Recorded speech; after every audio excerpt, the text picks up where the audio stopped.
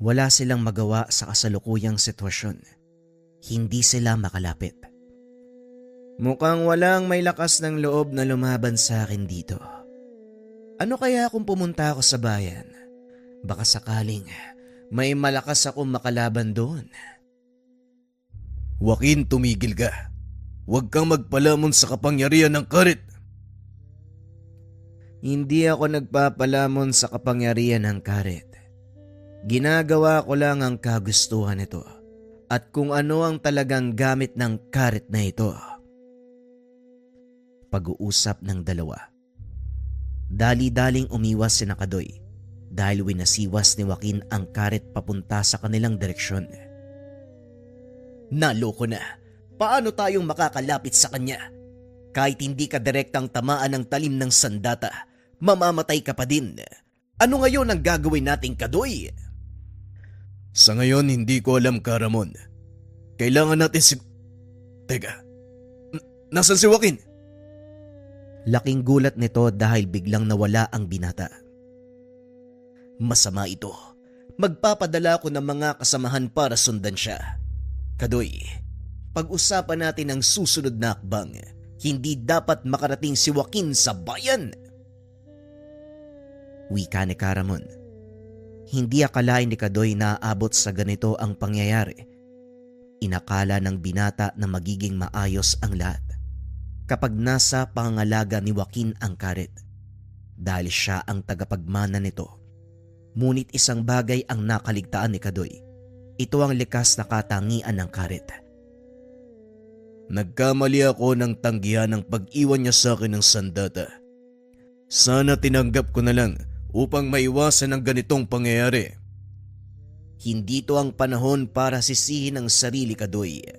Ang kailangan nating pag-isipan kung paanong mapipigilan ng Joaquin na iyon. Teka, saan mo ba kasi nakilala ang taong yan? Nagpagawa siya sa akin ng gamit pang tabas ng damo. Hindi ko naman nakalain na karit pala ni Magwayan ang ipapagawa niya sa akin at yan na nga ang nangyari. Tama si Karamon. Hindi dapat sisihin ang sarili, Kadoy.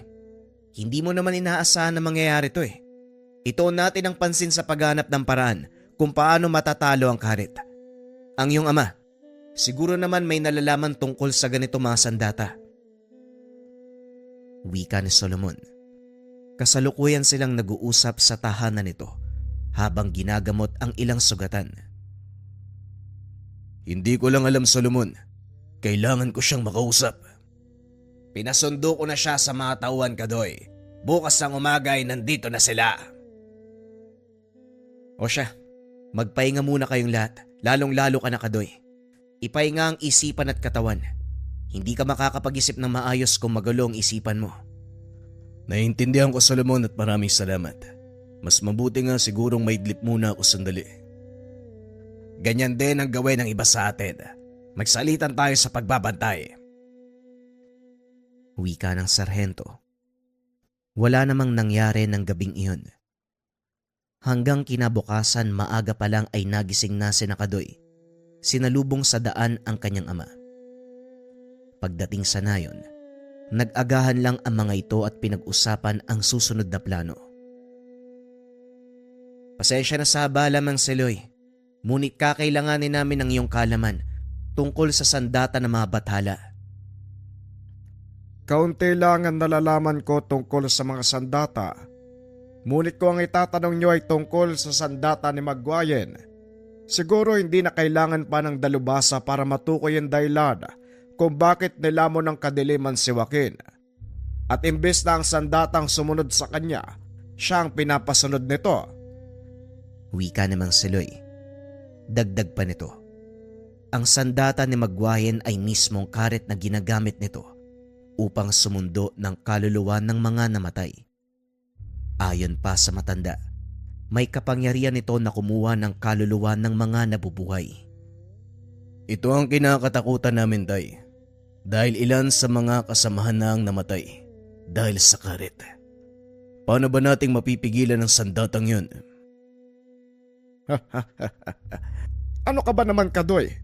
Hawak mo na ang sandatang makakapigil sa karet. Ang kailangan lang ay gamitin mo ito.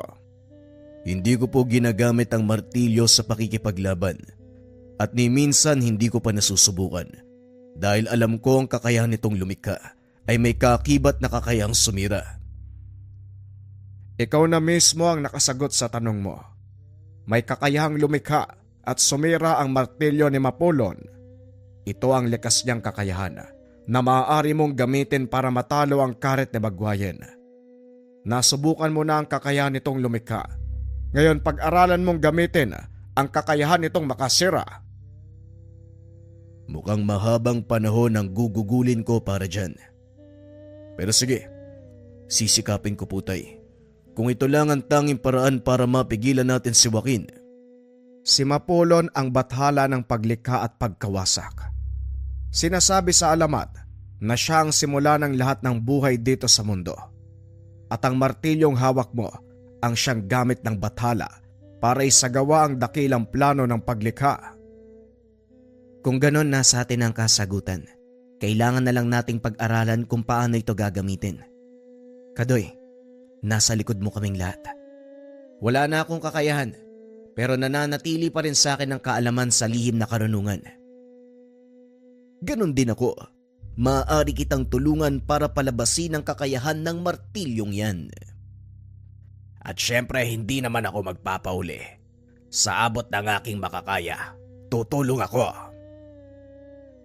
Napangiti si Kadoy dahil naramdaman nito ang pagkakaisa sa kanyang mga kasama. Wala na tayong dapat sayangin na panahon. Marami ang mapapahamak kapag nagtagal pa ang problema kay Joaquin. Simulan na natin ang plano. Ako mauuna. Maaari niyo ba kaming iwanan sandali? Wika ni Solomon. Kagad naglabasan ang mga tao sa silid. Naiwan silang dalawa ng binata. Ano ang kailangan kong matutunan mula sa iyo? Mula sa mga bathala ang sandatang yan.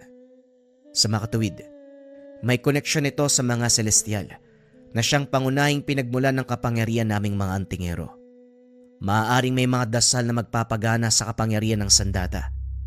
Pero bago ang lahat, nais kong makita kung paano mong gamitin ang martilyo. Wika ni Kadoy. Naglakad ang mga ito palabas ng kubo. Nagtungo sa pandayang ginawa noon ni Kadoy. Kumuha ito ng kaperasong bakal at inilagay sa nagbabagang pugon. Panoorin mo maaaring gawin ng martilyo ni Mapulon. Kinuha nito ang kaperasong bakal, inilapag sa landasan. Gumawa ito ng maliit na punyal mula sa patapong bakal. Pangkaraniwan lang naman ang ginawa mo, Kadoy. Anong kakaiba sa punyal na ito? Kinuha ng binata ang punyal mula sa kamay nito. Itinarak sa landasan. Nanlaki mga mata ni Solomon dahil walang kahirap-hirap na bumaon ang sandata. Imposible. Gawa sa solidong bakal ang landasan na yan. Paanong bumaon ang punyal na parang putik? Hindi makapaniwala si Solomon sa nakikita. Sa tanang buhay, unang beses palang makakita ng ganong katalim na sandata. Hindi lang basta talim at tibay ang pinagkaloob ng martilyo. Nagbibigay din ito ng buhay sa mga sandatang nagagawa nito. Kung ganito ang kayang likain ng martilyo ni Mapulon, ano kaya ang kakalabasan kapag ginamit ito para makasira? Yan ang ayoko sanang alamin. Pero kailangan. Pag-uusap ng dalawa. Sinimulan ni Solomon ang pagtuturo tungkol sa mga dasal. Kaso nga lang wala sa mga ito ang nakapagpagana ng sandata ni Kadoy. Ikinalulungkot ko, Kadoy. Mukhang hindi ako makakatulong. Huwag kang mag-alala. Alam kong ginawa mo ang lahat. Maraming salamat. May natutunan akong bago. Magagamit ko ang mga aral na ito sa tamang panahon. Wika ni Kadoy. Matapos ay nagpunta ito kay Caramon. Mukhang wala kang nakitang kasagutan kay Solomon. Tama ho kayo pero ayos lang. Kahit papano, may mga natutunan din ako. Hindi rin ako sigurado kung may maitutulong ako, Kadoy. Pero hayaan mong gawin ko ang aking makakaya. Naiintindihan ko. Malaking tulong pa rin yan at kahit papano, may bagong aral ako matututunan. Simulan na ho natin. Hindi na nagsalita ang matanda. Bigla itong sumugod, bagay na ikinagulat ng binata. Ginamit nitong panangga ang kanyang martilyo. Naputol ang itak ni Caramon. Nakita mo ba kung ano ang nangyari sa itak ko, Kadoy? Naputol po ang talim ng itak. At hindi lang basta naputol. Nadurog pa ito. Ipinapaiwatig lang ng pangyayari na anumang bagay na nilikha gamit ang martilyong iyan ay kaya din itong sirain. Ang karet ni Magwayen, isa sa mga sandatang nilikha ni Mapulon, kaya madali mo itong masisira. Ngunit kailangan mong makalapit bago ito magawa. Yun na nga ang problema, Caramon. Hindi tayo makalapit kay Joaquin dahil sa oras na tamaan ka kahit ng bugso mula sa karet, siguradong magiging kwento ka na lang. Ako nang bahalang magturo sa'yo kung paano ka makakapasok sa depensa ni Joaquin. Caramon, ako na pong bahala dito. Maraming salamat. Paano mo gagawin yan, Sargento? Hindi nga tayo makalapit kay Joaquin eh. Tama ka. Hindi ko nagawang makalapit. Pero pinag-aralan ko ang kilos ni Joaquin. Hindi niya alam kung paanong gamitin ang tama ang karet. Iisang direksyon lang ang kanyang atake. Yon ay pagwasiwas nito ng palang. Wika ni Sargento Temyo. Pinag-isipan ni Kadoy ang sinasabi ng matanda. Napagtanto na tama ang sinasabi nito. Bagaman kontrolado ng karet ang isipan ni Joaquin, nasanay naman ang katawan nito sa pagtatabas ng damo. Oo nga no. Tama ho kayo. Hindi ko siya nakitang magbago ng direksyon sa pag-atake. Pero anong kinalaman nun, Sargento? Sa oras na umatake si Joaquin, ang tanging sentro ng kanyang depensa ay pangtaas na bahagi ng katawan.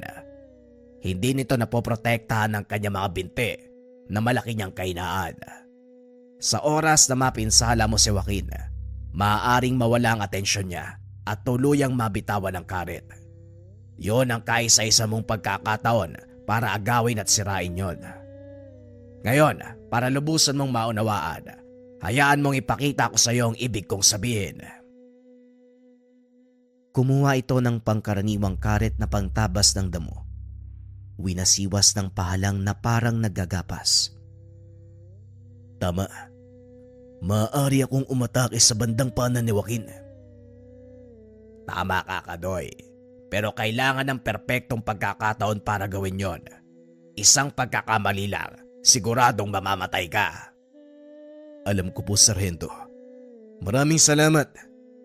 Kahit papano nabubuhayan ako ng pag-asa. May paraan para talunin si Joaquin at tuluyang pigilan ng karet. Pag-uusap ng dalawa. Matapos ay pinunta ni Kadoy ang ilan sa kanilang mga kasama at sinabing maganda. Dahil sisimulan nila ang pagtugis kay Joaquin. Sumakto naman ang pagdating ng mga tauhan ni Sargento Temyo na nagmamanman. Nagawa ng matukoy na mga tauhan ko ang kinaroroonan ni Joaquin. Kailangan na nating bilisan, Kadoy, bago pa masira ng taong yon ang baryo. Wika ng Sargento. Dali-daling nag-ayos ng kagamitan si Kadoy. Pinuntahan ang kinaroroonan ni Joaquin. Hindi naman ito kalayuan sa kanilang kinaroroonan, kaya mabilis na narating ang lugar. Sa bungad pa lang ng baryo, dinig na ang sigawan ng mga tao. May ilang ding nagtatakbuhan palayo sa lugar. Dali-daling tumakbo si Kadoy papasok sa lugar at dito nakita ng binata ang pinsalang nagawa ni Joaquin. Mabaging langit. Anong nagawa mo, Joaquin? Nagkalat sa paligid ng bangkay at ang mga sirang bahay. Biglang nakaramdam ng matinding galit si Kadoy, lalo pa nang makita ang mga bata at matanda na wala ng buhay. Dali-dali itong tumakbo papunta sa pinakaloob ng baryo. Hinanap si Joaquin. Nakarinig ng malakas sa sigaw ang binata, kaya sinundan niya ito at doon ay nakita ang hinahanap. Joaquin, itigil mo na ang ginagawa mo. Malaki na ang pinsalang naganap. Gumising ka! Huminto si Joaquin at nilingon ng binata. Manong Kadoy, nandito ka na pala. Tignan mo, naisa sa katuparan ko na ang tungkulin ko bilang taga-sundo ng mga kaluluwa. Nililinis ko na ang mundo. Bakit mo ako pinipigilan? Hindi ba ito naman ang nais ng mga bathala? Hindi ito ang gustong mangyari ng may likas sa mundo at lalong hindi ikaw ang magsasagawa nun. Kaya bitawan mo ang karet. Itigil mo to! Bitawan ang karet? Bakit ko naman gagawin yon, Manong Kadoy? Kung natatandaan mo, hindi ba iiwanan ko na sana sa pangalaga mo ang karet na ito? Pero ikaw ang nagsabi na ako ang masigit na karapat-dapat na mangalaga ng sandata dahil ako ang tagapagmana nito. Tama ka. Pinagsisisihan ko ang bagay na yon. Tignan mo ang paligid, Joaquin. Hindi ka ba naaawa sa mga pinatay mo? Naaawa? Bakit naman ako maaawa sa kanila? Ito ang kagustuhan ng mga bathala, ang maging malinis ang mundo. Isinasagawa ko lang ang tungkulin ko, Manong, kaya wala akong pinagsisisihan. Dito napagtanto ni Kadoy na hindi karet ang may kagagawa ng lahat, kundi mismong si Joaquin. Kung ganon, nilinlang mo ko simula pa lang. Masyado kang mabait. Yan ang napapala ng mga taong sobrang mapagbigay sa kapwa.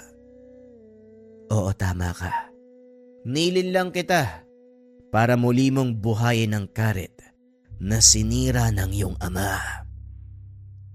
Anong ibig mong sabihin? Hindi ba naikwento sa'yo ni Mang Siloy ang nangyari sa kanila ng nanay ko? Maraming taon na ang nakakaraan. Nilingon ni Kadoy ang ama, na noon ay nakatayo sa tabi ni Caramon.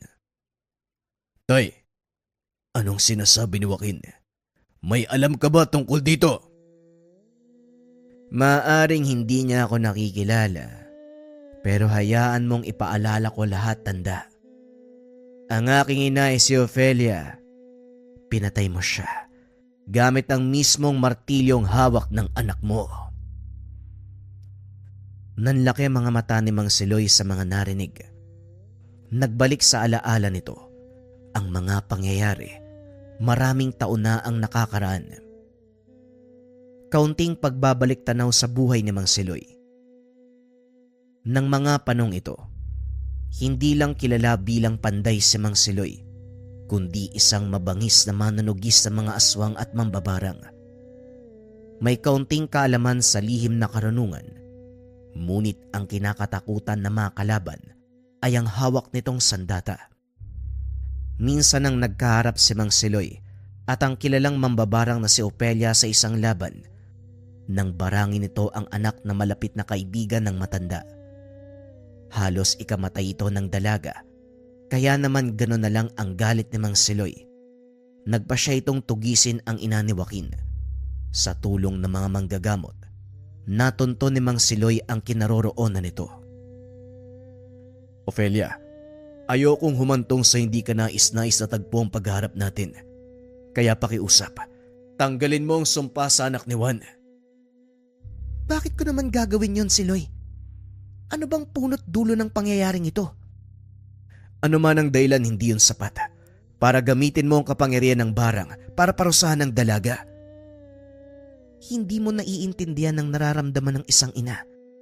Masakit para sa akin ang makitang umiiyak ang anak ko dahil sa pangloloko ng anak ng kaibigan mo. Alam ko ang nangyari at nauunawaan ko ang galit mo, Ofelia. Ngunit alam mo na hindi ito ang solusyon. Nadala ka ng galit at pagdanais na makapagiganti. Nararapat lang sa kanila ang ginawa ko.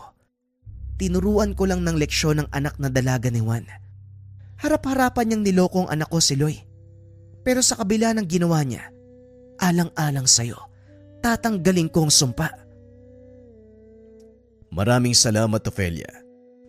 Pangako gagawin ko ang abot ng aking makakaya para masolusyonan ang lahat ng ito. Maayos na sana ang lahat. Ngunit nang paalis na si Mang Siloy, narinig nito ang malakas sa sigaw ni Ofelia. Dali-daling pumasok sa tahanan ng matanda. Nakitang nakabigti sa kanilang sala ang panganay na anak nito. Mabaging langit. Ofelia, kumuha ka ng upuan. Nagawa nitong ibaba ang binata. Kaso nga lang hindi na nailigtas ang buhay. Wala na ang panganay kong anak si Loy. Gawa ito ng kaibigan mo. Kaya pasensya na lang tayo. Kapag gumadlang ka pa sa plano ko, ituturing kitang kalaban. Wika ni Ofelia. Tumayo si Mang Siloy. Naglakad palabas ng tahanan. Nakita nito ang nakababatang anak ng kaibigan. Nakatayo sa pintuan habang pinagmamasdan ang kanyang ina at kapatid. Napailing na lang si Mang Siloy dahil sa mga nangyayari. Hindi nito inasahan na ganon ang kakalabasan ng ginawa ng anak ni Mang Juan. Ilang araw ang lumipas. Dinala sa simbahan ang bangkay ng anak ni Ofelia para bindisyonan. Kaso nga lang ayaw itong tanggapin dahil ang ikinamatay nito ay pagpapatiwakal. Bagay na lalong ikinagalit ni Ofelia. Muli nitong binalikan ng anak ni Mang Juan at tinuluyan. Kaya naman walang nagawa si Mang Siloy kung hindi harapin ito at pigilan.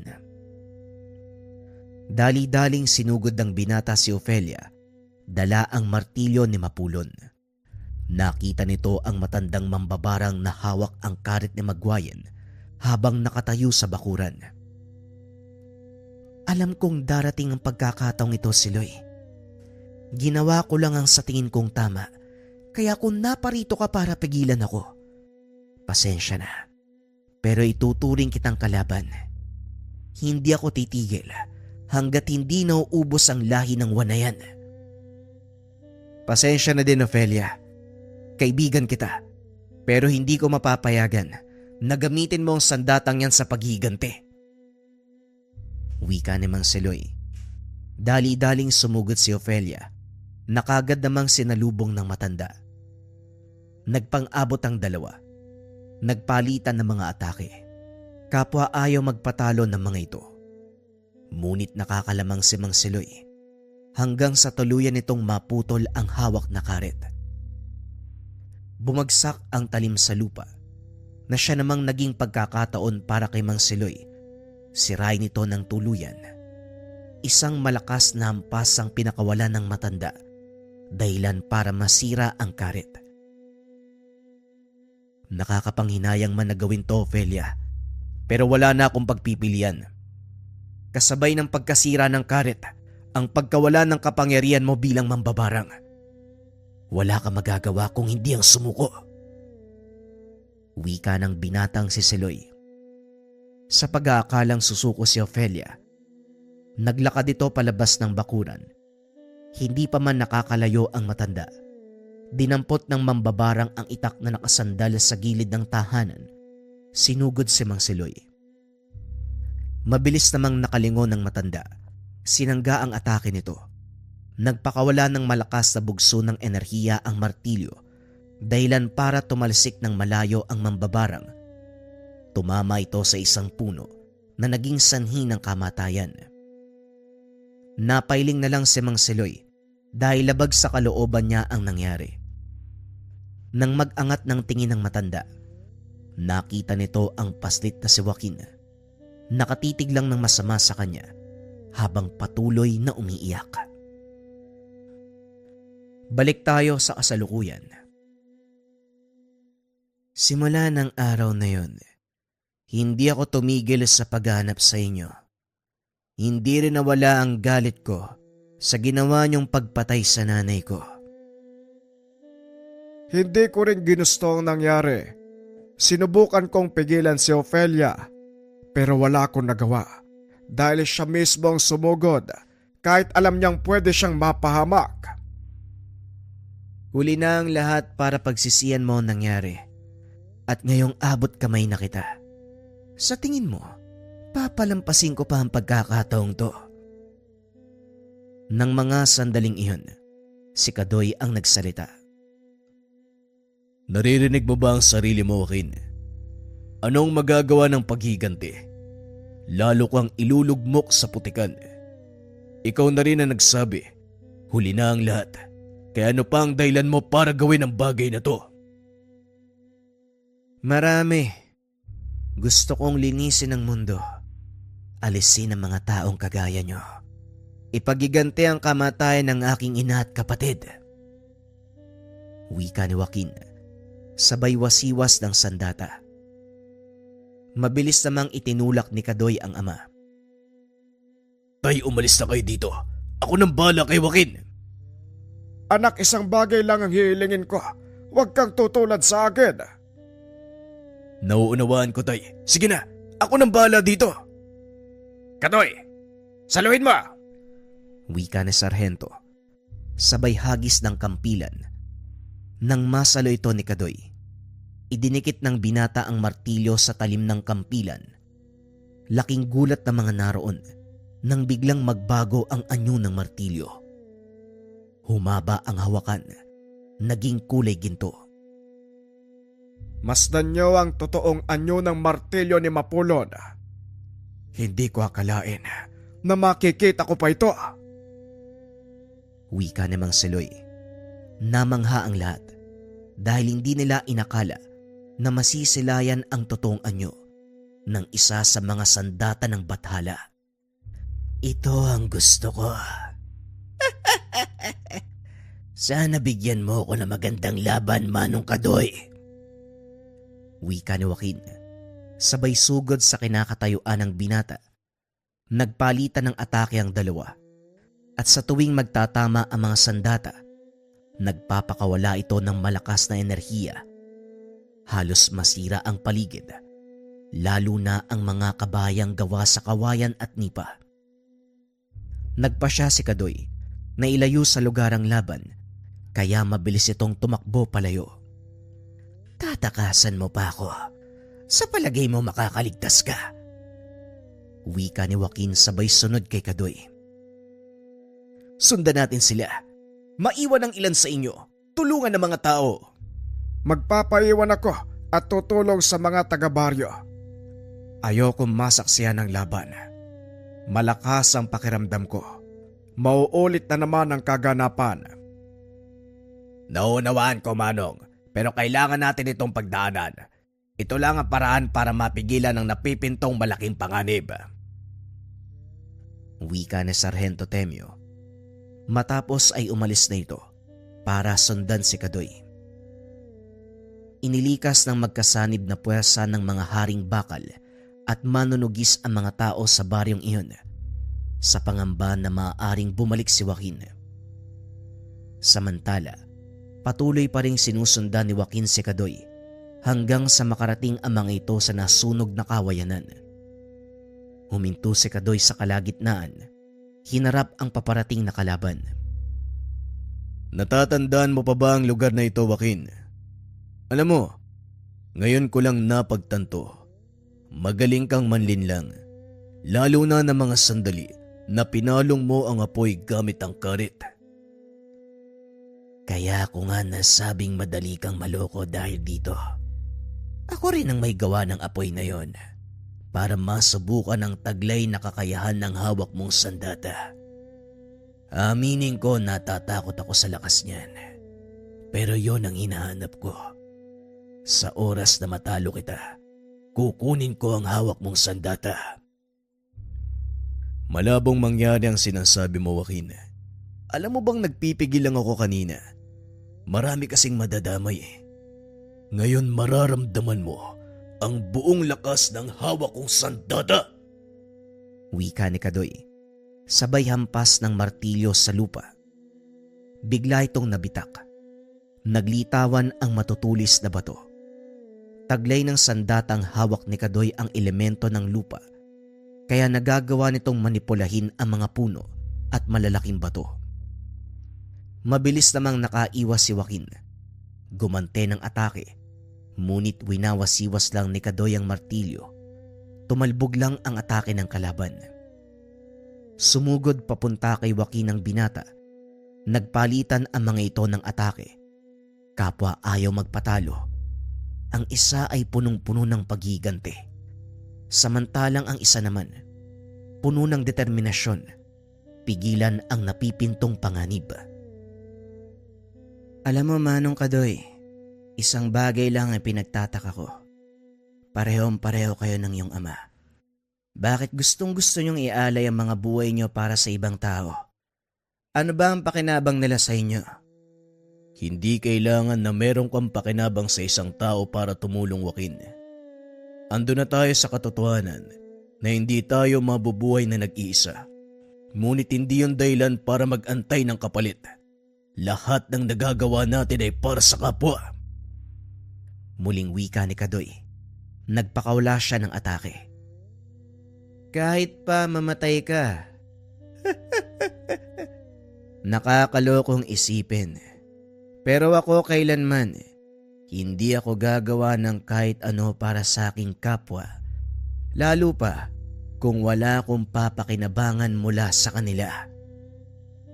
Wika ni Joaquin habang sinasangga ang mga atake ni Kadoy. Ugali ng isang makasarili ang meron ka, Joaquin. Kaya kahit matalo mo man ako, makuha ang sandatang hawak ko, hindi pa rin mapapasayo ang kapangyarihan ng paglikha at pagwasak dahil hindi ka karapat-dapat. Wika ni Kadoy. Laking gulat ni Joaquin dahil biglang pinaluputan ng malaking baging ang kanyang mga kamay at paa. Sa tingin mo, mapipigilan mo ko gamit ang mga baging na ito? Wika ni Joaquin. Binitawan nito ang sandata at nang dumikit sa lupa ang talim ng karit, biglang natunaw ang mga baging. Muling sumugod si Kadoy. Isang malakas na hampas ng martilyo ang binagsak nito kay Joaquin. Ngunit nagawa lang itong sanggain ng binata. Yan lang ba ang kaya mong gawin? O baka naman pinipigilan mo lang ang iyong sarili? Pasensya ka na, pero wala akong intensyon na patayin ka. Yan ang malaki mong pagkakamali. Dahil ako, kanina pa nang gigigil na pugutan ka ng ulo at ipakain sa karit na ito ang iyong kaluluwa. Itinulak ni Kadoy si Joaquin. Tumalon palayo dahil biglang nagbago ng anyo ang karit. Mula sa kulay puti nitong talim, naging itim at bagyang humaba. Lumalabas din mula sa talim ang kulay itim na enerhiya, unti-unting bumabalot sa paligid. Hindi mo ba naririnig ang sigaw ng mga kaluluwang nakakulong sa karet na ito? Ang sarap pakinggan ng kanilang mga iyak at pagmamakaawa. Wala kang puso, Joaquin. Paano mong naaatim na gamitin ang isang banal na sandata para sa pansariling kapakanan? Pansariling kapakanan. Isinasakatuparan ko lang ang matagal ng gusto ng mga bathala. Maging malinis ang mundong ito. Ngayon, nasaan ang pagiging makasarili sa bagay na yon, Kadoy? Hindi to ang kagustuhan ng mga bathala, Joaquin. Kaya gumising ka na. Pag-uusap ng dalawa. Muling sumugod si Kadoy. Patuloy na nagpalitan ng atake ang dalawa. Biglang natigilan ng binata dahil napansin nito na sa bawat pagwasiwas ng karit may mga kumakawalang nilalang. Anong ginawa mo, Joaquin? Ngayon mo palang napansin. Simple lang. Pinakawalan ko sa mundo ang ilang nilalang na tutulong para linisin ito. Masyado akong abala sa pakikipaglaro. Walang yaka. Talagang inuubos mo ang pasensya ko. Tumalon palayo si Kadoy upang kumuha ng buwelo. Muling sumugod ang binata at sa pagkakataong iyon, ginamit nito ang nakatagong kakayahan ng martilyo ni Mapulon. Pasensya na po kayo, tay. Pero mukhang hindi ko na matutupad ang pangako na hindi mapatay si Joaquin. Itinayo nito ang martilyo na nakaturo pa itaas. Lumuhod ang binata at nanalangin. Tinatawagan ko ang mga diwata ng 4 na elemento. Sinasamo ko kayo sa ngalan ng bathala ng pagkawasak at paglikha. Wika ni Kadoy. Naglabasan ang malilit na butil ng liwanag sa lupa, puno, ilog, maging sa kalangitan. Unti-unti itong nagtitipon sa ulo ng martilyo hanggang sa magliwanag ito. Biglang gumuhit ang malakas na kidlat pababa kay Kadoy, dahilan para lumikha ng malakas na bugso ng enerhiya. Tumalsik ng malayo si Joaquin, bagyang nakaramdam ng takot. Maging sina Sargento Temyo, natanaw ang malakas na kidlat mula sa malayo. Nako, Panginoon ko, ito na nga ba ang kinakatakutan ko? Patuloy ito sa pagtakbo hanggang sa makarating sa bangin, kung saan tanaw ang 2 binatang naglalaban. Nakita nito na nakapaikot kay Kadoy ang maliit na bola ng liwanag. Sa pagitan ng mga bola, kumikislap ang malakas na bultahe ng kuryente. Ayoko sanang gamitin ito sa Joaquin. Pero wala na akong pagpipilian. Ikaw ang naglagay sa sarili mo sa ganitong sitwasyon. Wala akong pake sa sinasabi mo. Ano man ang gagawin mo, bilisan mo na. Kanina pa ako kating-kate na umalis. Itinaas ni Kadoy ang martilyo. Winasiwas ito ng palang. Lumipad papunta kay Joaquin ang 7 bola. Nang dumikit ito sa kanyang sandata, biglang bumulusok ang malakas na kidlat mula sa langit. Mabilis namang nakaiwas ang binata, kaya hindi ito napuruhan. Kamunti ka na ako doon. Buti naman sineseryoso man ako. Oras na para tapusin ang laban. Dahil marami pa akong dapat gawin. Nagpakawala si Joaquin ng mga nilalang. Kagad sumugod sa kinaroroonan ng binata. Malausok ang katawan ng mga ito. Alam ni Kadoy na hindi uubra ang pisikal na atake. Ngunit laking gulat ng binata nang biglang humarang si Solomon at ang ilan sa mga haring bakal. Sabay-sabay na nag-usal ng dasal ang mga ito para mabalot ng depensa ang binata. Ito lang ang maaari naming ibahagi, Kadoy. Salamat sa mga kaalamang itinuro mo sa amin. Habang buhay naming tatanawin na utang na loob. Wika ni Solomon. Lalong nang galaiti sa galit si Joaquin. Kaya muli itong nagpakawala ng mga nilalang. Sa pagkakataong iyon, hindi na kinaya ng pangkat ng haring bakal ang atake. Tuluyang napahamak ang mga ito. Napasigaw si Kadoy sa sobrang galit, ngunit hindi pa rin nagpadaig sa nararamdaman. Pagbabayaran mo ang lahat ng ito, Joaquin. Binigyan kita ng pagkakataon, pero hindi ka nakinig. Pagbabayaran. Naririnig mo ba ang sarili mo? Unti-unti nang nalalagas ang mga kasama mo at sigurado ako walang sino man sa mga naiwan ang gustong kumalaban sa akin. Pangaasar ni Joaquin. Akmang susugod na sana si Kadoy nang bigla itong makarinig ng banayad na boses. Huwag mong hahayaan na lamunin ka ng galit Ipaubaya mo sa akin ang laban na to.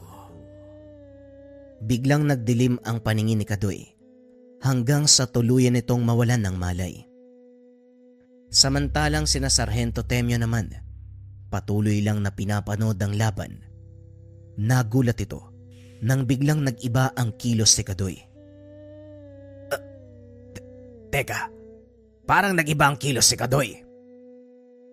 Wika ni Sargento habang bumababa ng bangin papunta sa pinaglalabanan ng dalawa. Masyado ka nang nagiging lapastangan. Hindi mo'y ginalang ang hawak mong sandata. Nagulat si Sargento Temyo nang marinig ang boses na lumalabas sa bibig ng binata.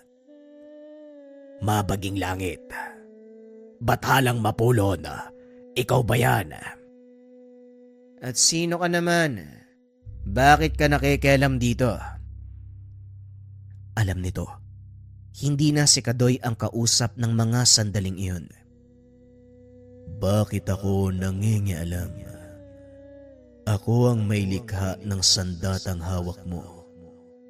Hindi to ginawa para mapasakamay ng mga taong kagaya mo. Naparito ako para bawiin yan mula sa pangalaga ng iyong angkan. Wika ni Mapulon. Nang mga sandaling ito, nagsipagdatingan na si Nakaramon, pati na rin si Mang Siloy. Hindi napigilan ng matanda ang sariling pumunta nang makita ang malakas sa kidlat. Ito na ang kinakatakutan kong mangyari. Ngayon siguradong mailalagay sa dapat kalagyan ng binatang yan. Anong ibig mong sabihin, Siloy? Hindi na si Kadoy ang nakikipaglaban, kung hindi ang mismong bathala ng paglikha at pagkawasak na si Mapulon. Napalingon si Karamon sa binata. Laking gulat nito nang biglang hawakan ni Kadoy ang talim ng karet. Hindi ka karapat-dapat na magtagal sa mundong ito. Wika ng bathala, sabay hablot ng sandata sa kamay ni Joaquin. Itinutok niya ito sa leeg ng binata at pinaluhod. Hindi na nagawang magsalita ni Joaquin. Biglang hinila ni Kadoy ang karet. Sumama ang kaluluwa nito sa talim. Matapos ay biglang nawalan ng malay ang binata, naglaho ang karet sa kanyang kamay. Nilapitan ni Mang Siloy ang binata, inalalayang makatayo. Kadoy! Kadoy, gumising ka! Wika ni Mang Siloy. Nang magmulat ang binata, nagulat ito nang makitang nakahandusay sa lupa si Joaquin. Anong nangyari? Sinong tumalo kay Joaquin? Hindi ka maniniwala, pero si Mapulon ang kusang bumaba para kunin ang karet ni Magwayen. Sinasabi ko na nga ba? Siya nga ang boses na narinig ko. Kasalanan din to ni Joaquin. Hindi siya nakinig. Matapos ang kaganapang iyon, inayos nila ang bangkay ni Joaquin para bigyan ng desenteng libing. Para kay Mang Siloy, anak pa din ito ng kaibigang si Ofelia. Hindi makapaniwala ang lahat na hahantong sa ganong tagpo. Ilang araw ang nakalipas. Unti-unting bumalik ang lahat sa dati. Tumulong si Kadoy sa pag-aayos ng mga nasirang kabuhayan ng mga tao. Nagpatuloy din si Kadoy sa kanyang ginagawa. Naging laganap ang husay nito sa kanilang lugar. Hindi lang sa paggawa ng mga sandata, kundi maging sa kagamitang pangsaka. Maliban sa pagiging panday, isinabuhay din ito ang mga tinuro ni Solomon hanggang sa hindi na malaya ng binata na unti-unti na itong nagiging manggagamot. Tignan mo nga naman. Sino mag-aakala maging ang sira ng tao kukumpunain mo? Pero masaya ko para sa'yo. Pinili mo ang daang ito. Ako din po, tay. Sino ba mag-aakala malalapit ako sa mundo ng lihim na karunungan? Utang ko ang kalaman na ito sa mga haring bakal. Habang nagpapahinga, isa-isang lumalapit ang mga tao sa kanya para magbigay ng mga alay, buhay na manok, gulay, prutas, at kung ano pa ang makakayanan. Sa kabila ng pagiging abala, hindi pa rin inalis ni Kadoy ang pagiging panday. Marami pa rin ang nagpapagawa sa kanya. Karamihan sa mga ito ay magsasaka. Ngunit hindi lang dito nagtapos ang pakikipaglaban ni Kadoy.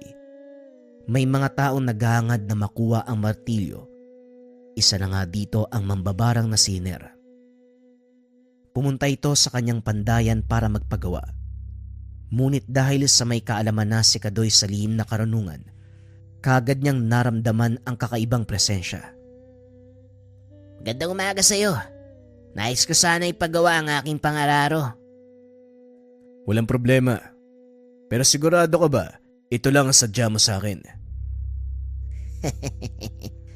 Malakas ang pangamoy mo. Gusto ko sanang kunin ang sandatang hawak mo, pero parang mabibigo ako. Siguro kung noon ka pumunta, hindi ko malalaman na isa ka mambabarang. Pero hanga din ako sa tapang mo, ha?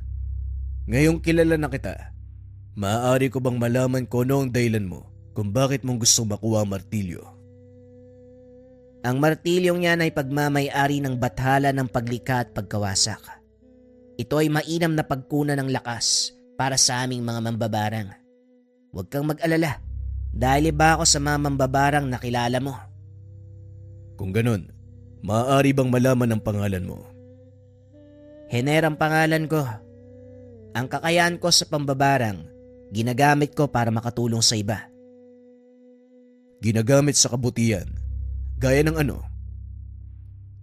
Patuloy pa rin ito sa paggawa habang nakikipag-usap.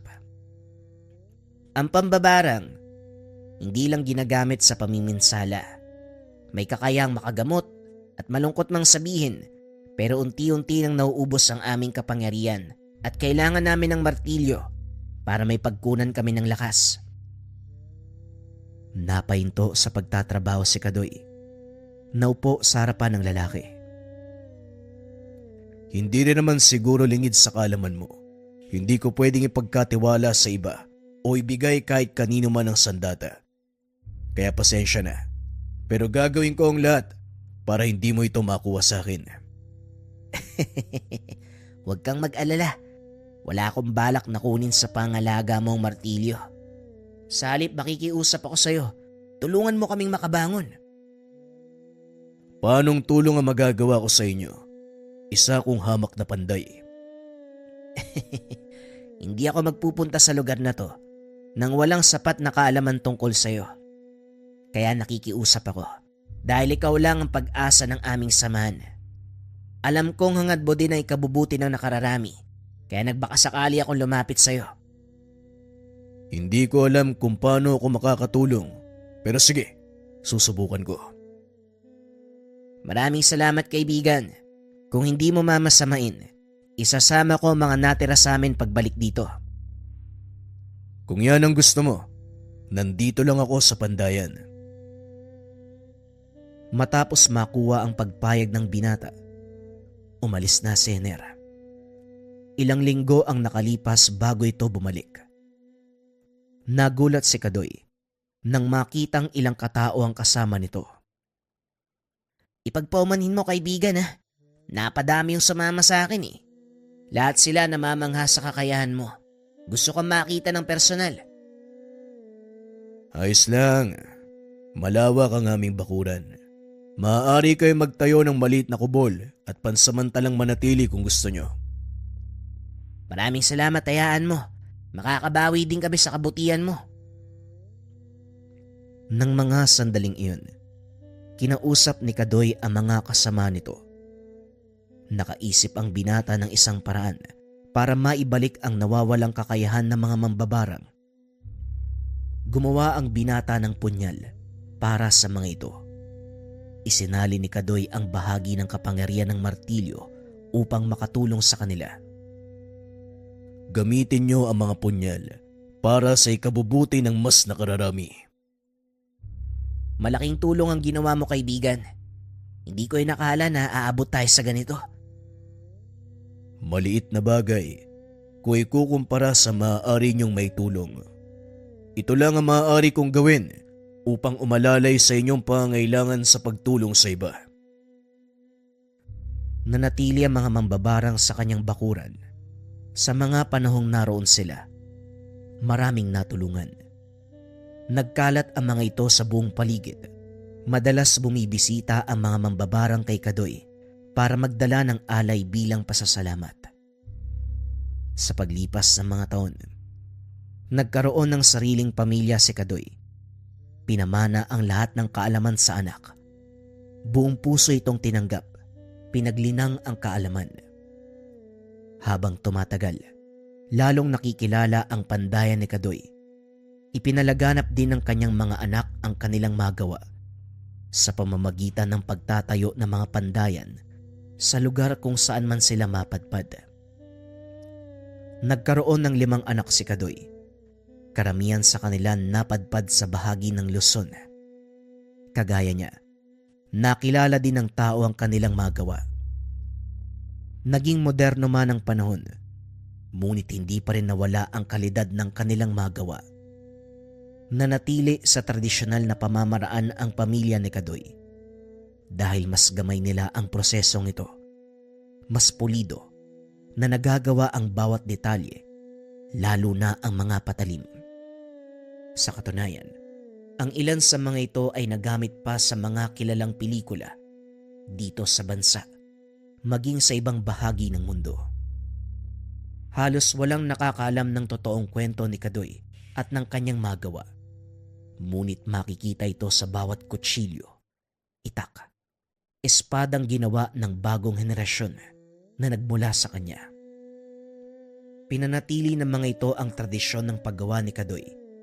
Kaya kinilala ang pamilya bilang pinakamahusay na panday sa buong probinsya at sa buong bansa. Sumali ng ilang patimpalak ang isa sa mga apo nito. Nanalo ng parangal sa Amerika, Forged in Fire. Ginamit din ng isang kilalang content creator ang mga gawa nila Kadoy bilang replika, at ang espadang ito ay ginamit sa isang sikat na pelikula sa bansang Japan. Sa kabila ng kasikatan, nanatiling mapagkumbaba ang pamilya ni Kadoy. Sa kadahilanang hindi naman ito ang pangunahin nilang adikain, ipinagpatuloy nila ang pangalaga sa banal na sandata. Patuloy na itinaas ang karangalan ng angkan na sila ay nagmula sa isang mahusay na panday sa nayon.